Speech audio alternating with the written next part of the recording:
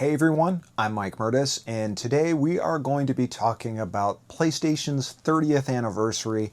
Now, PlayStation obviously has so many generations to it with its variety of different game consoles and even handhelds, but for this 30th anniversary episode, we are going to specifically focus on the PlayStation 1. So, without further ado, let's get into it.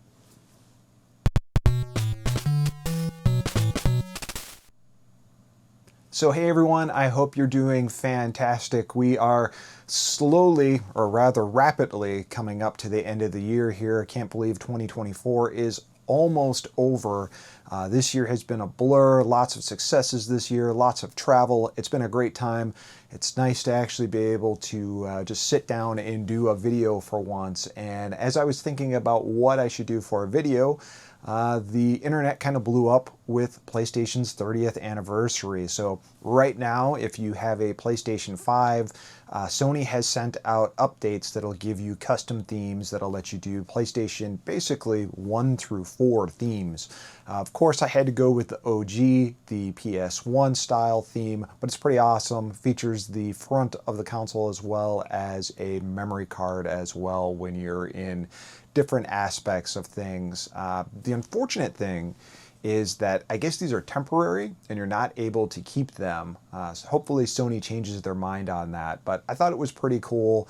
Of course, Sony released a whole bunch of PlayStation 30th anniversary stuff, new DualSense controllers that had the original PlayStation motif. Of course, they released the classic console that was really hard to get for the Pro. And right now, at least based on what I'm seeing, you can get the PlayStation 5 digital edition, the non-Pro version of the 30th anniversary. Seems to be popping up a lot. They also did the PlayStation Portal, and then they did the DualSense Edge, which, thinking back, I really love the DualSense Edge now. I did pick one up. I wish I would have got one for the classic PlayStation theme, but it is what it is. And if you want to ask the question, did I pick up a PlayStation 5 Pro?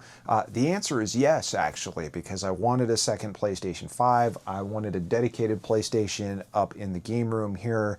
And it just ended up working out that the PS5 Pro would work great with my TV. Of course, there's going to be other updates and stuff that will supposedly make it better. That being said, do I see a massive difference compared to the base PlayStation 5 unit? Not really. I have just finished up Stellar Blade. That's a video I'm going to do in the future, talking about my backlog and some of the games I'm hoping to wrap up before the end of the year. That performed great, but never really playing other than just the demo back when the demo for Stellar Blade came out. I can't tell you if it was a tremendous improvement at all. So, is it worth getting it? Your circumstances are going to vary. Chances are, if you don't have a high-end TV that really doesn't support it, or you got a high-end PC, you probably aren't going to want to get it anyway. But I picked it up. So far, I'm enjoying it, but I can't really say that there's been anything frame rate or graphics-wise that has just knocked me out with it. But that is the now. We need to go back and talk about the past. And for this 30th anniversary edition episode on the PlayStation, I wanted to talk about the PlayStation 1. Now, throughout the years of this channel, I believe I've done maybe a 15th, a 20th, or 25th anniversary. I can't remember. But there are other episodes I've done on the PlayStation just talking about my history with it. But I figured now, being in my 40s and thinking back to when the PlayStation console came out, that was my teenage years as far as a game console, and I loved that thing. That would be the last game console that my parents would buy me. Specifically, my dad bought that. He would get a annual work bonus. It wasn't always guaranteed like most bonuses are, and after begging and begging and begging him to let us get a PlayStation, depending on whether or not he got that bonus, he did get it, and we ended up getting our PlayStation. So we got a PlayStation with 2 games. My little brother got to pick 1 game. He was a huge WCW fan, so he picked up WCW versus the World, and I picked up Castlevania Symphony of the Night. It was my friend Gerard at the time. who he got a PlayStation. He upgraded from a Nintendo Entertainment System to a PlayStation, so quite a jump there, right? He played PC games, so it's not like he'd never seen 3D before, but it was quite a jump for him console-wise. And of course, he said that he picked up this game called Castlevania Symphony of the Night, and I've always been a Castlevania nut, and instantly saw that, instantly had to have a PlayStation because I was just so impressed by this game. So obviously I picked that up when I first got the PlayStation, played the hell out of it, maximum percentage, even doing the glitch percentages outside of the castle. But there were so many other games that would come out during that period that I have so many great memories of because I could afford it myself. At the time I had a job or I had some regular income and I could go buy games or I could go rent them and really have the choice to do it myself. And I just think about going to Electronics Boutique or Babbage's at the time and getting the Resident Evil Greatest Hits DualShock remaster that well, we didn't call them remasters back then, but it would have been a remaster, right? And the features were, it just had the DualShock vibration to it, and you could do that kind of stuff with it. All the action figures that came out that were PlayStation-centric, Final Fantasy VII, Final Fantasy VIII, Metal Gear Solid, Tekken 3. This is when all the toys really started appearing, and I had the money to actually go buy them, and I had quite a little collection with that.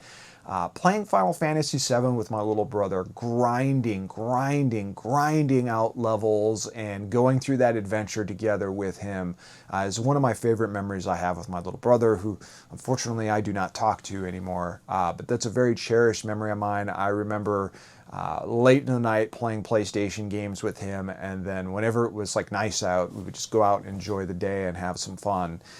So just so many good memories there. But there's a couple games I want to talk about. This is by no means a top 5.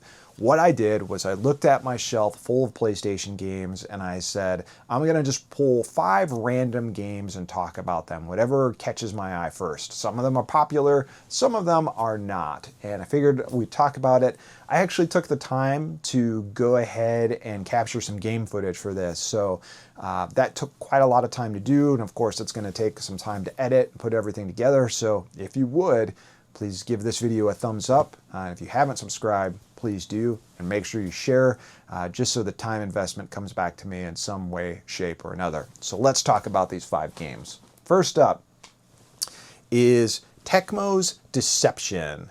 Tecmo's Deception. I'm very familiar with Tecmo from many of the games they did for the NES. The biggest one, of course, being Ninja Gaiden. I was in love with those games. So seeing the label in the PlayStation era, I was quite interested in seeing what this game was. And I remember the advertisements for this were controversial because it was something like, you know, make a deal with the devil, sell your soul to the devil, you know, put $5 down at EB Games to sell your soul to the devil, something like that. There's a video that I think I ran through a whole thing about why I love this game so much and how I got introduced to it, but it was a little controversial at the time.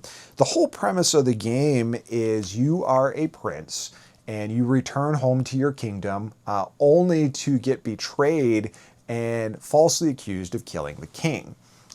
You are basically almost executed at the gallows before you are transported to the Forest of Confusion. And in this forest is a castle where you can make a deal with the devil and then have the power to utilize all these insidious means of torture to kill any visitors coming to the castle. Some of these are from your kingdom. Some of these are just random people looking for artifacts and power. And essentially, you're killing these people to take their souls so you can bring the devil back or the demon or whatever it was.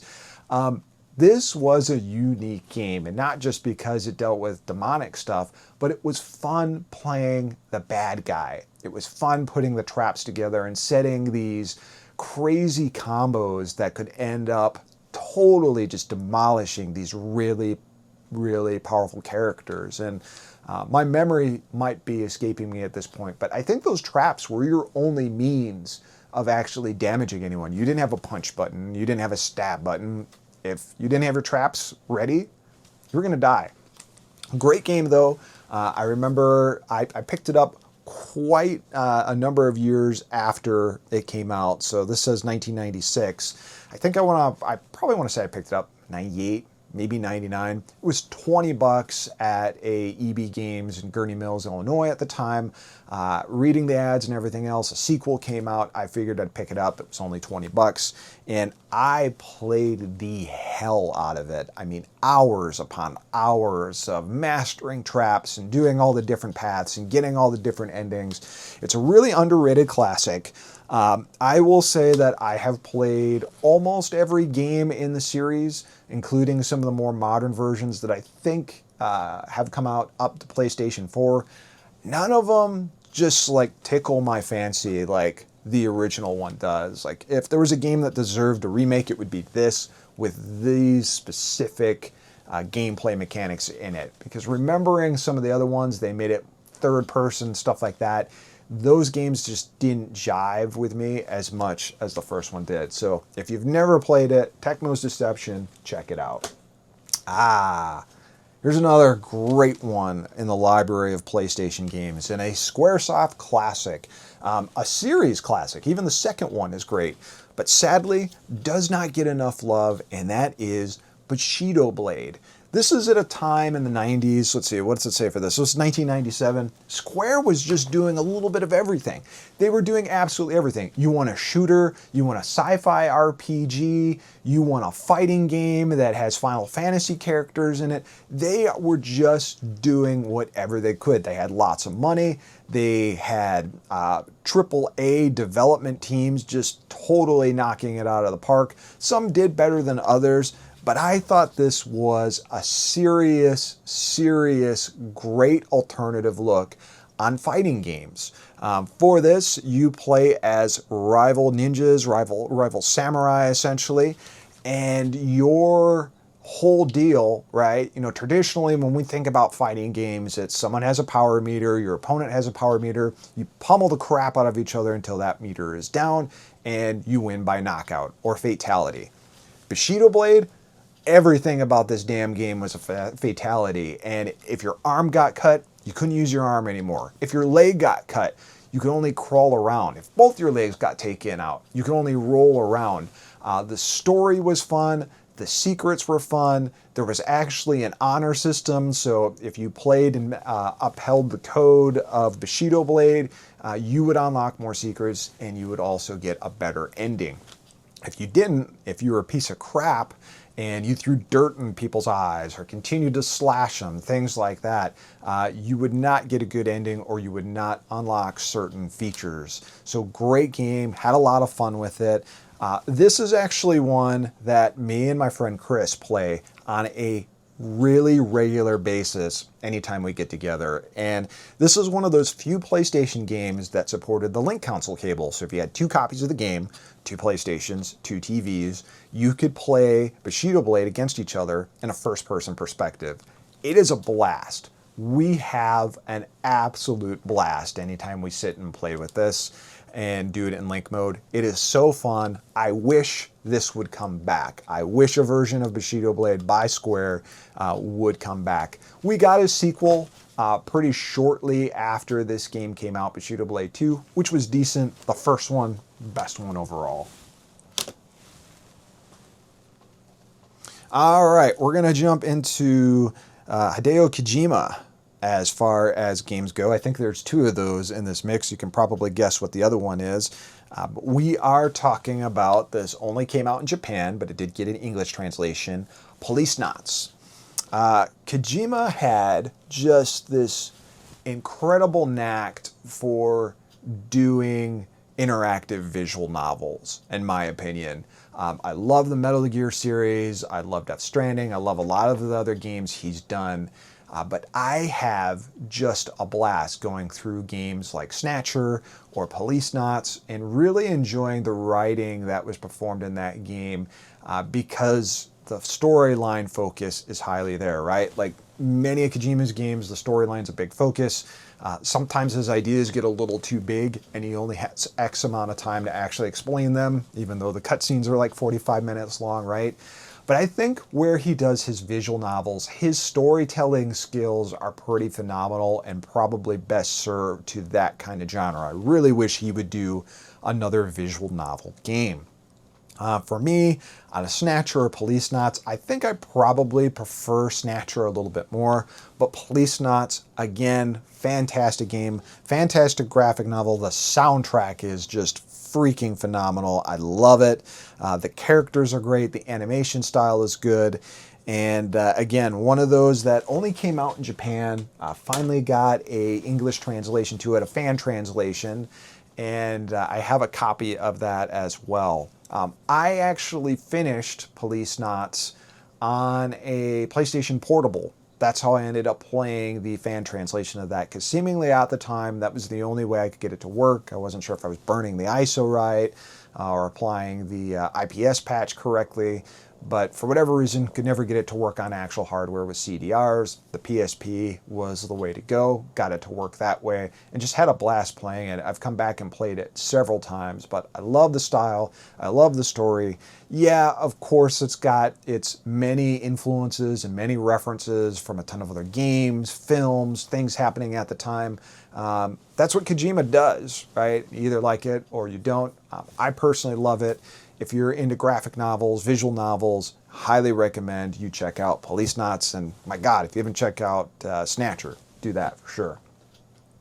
All right, so a little bit darker in the world of Squaresoft. And again, I know we talked about Bushido Blade earlier, being a Squaresoft game, but one of my absolute favorites on the PlayStation is Parasite Eve.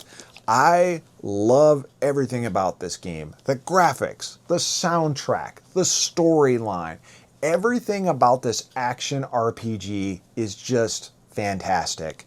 I love, love, love the characters with this. And again, I just can't say enough about the music. I have all the soundtracks. I have the complete Parasite Eve soundtrack on vinyl too. It's a very expensive bootleg now from what I understand, but I just love the music. I rented this first before I ended up purchasing it, and I think this was an all-nighter for me, right? Aya is an amazing character. She was really a big female lead for a Squaresoft RPG, I would say, at the time, right? We already had Lara Croft, who really changed the stance on having female characters lead these games, but I preferred Aya over Lara, big time, actually. Again, great storyline, great environments. Square really took the Resident Evil style of gameplay with the pre-rendered cutscenes, even though they were really doing that in Final Fantasy VII and Final Fantasy VIII, I suppose. But they really made it fit like this hybrid of what Resident Evil is with some Squaresoft RPG elements. This is another one, played the hell out of it, right? It's one that kind of has two parts to it. You finish the first ending and it turns out that you can run essentially what was a New Game Plus and go through the Chrysler building, if I remember correctly, and actually get the true ending for the game. And that was pretty tough. Parasite Eve was pretty tough, and it had a lot of things at the end of it that if you weren't careful, you could end up getting killed and then losing a lot of progress with it. Some of it dumb, like, I don't want to say quick time events, but they'd be considered quick time events today. You know, you didn't make it to a part of the ship in time, the slime is going to get you. Guess what? Now you got to fight like 3 bosses all over again. It was a real pain in the ass in that perspective, but well worth it. Great game, plenty of variety with the weapons, which was really awesome. And I keep saying a lot here for a lot of these games, but I hope the Parasite Eve series continues. We got the 3rd birthday on the PSP. I liked it. It just, you could tell, wasn't really a PSP, or I'm sorry, really wasn't a Parasite Eve style game. It borrowed the character and some elements, but it really went on its own journey, probably because licensing agreements.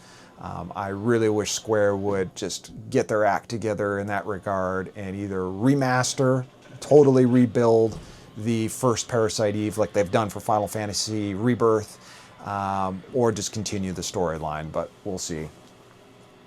So finally, the last game that caught my eye, and again, I know it's a popular one, most of these are popular, is another Kojima game, and this is Metal Gear Solid.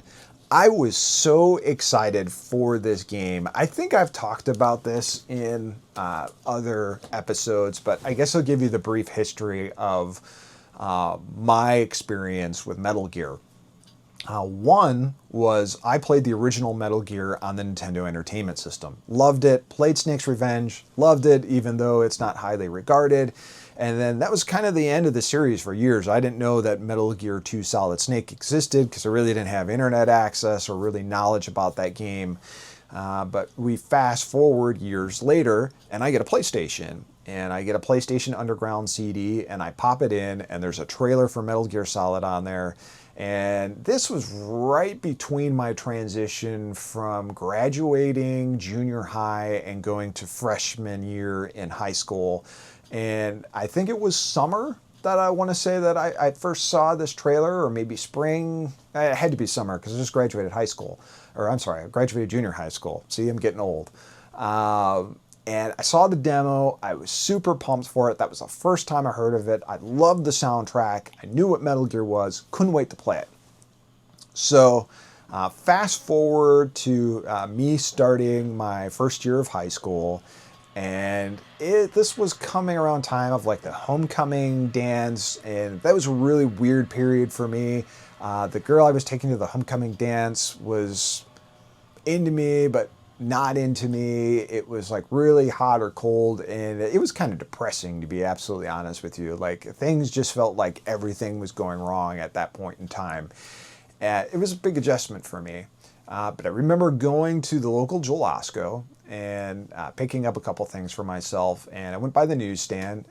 Went to the newsstand part and saw they had the official PlayStation magazine with the Metal Gear Solid demo on it, and I picked up that magazine right away, drove home, started playing it, and had an absolute blast just playing through that initial part, the elevator section, as well as the snowfield, all the way to the point where you got in the vent. As soon as you got in the vent, that was the end of the demo. But my God, did I play that so much. And then just a few short months later, probably only a month and a half later, the actual game came out. And boy, much like all the other games I've talked about here, I played the crap out of it multiple times, got all the secrets you could unlock, all the different extras you could get, every Easter egg, every section.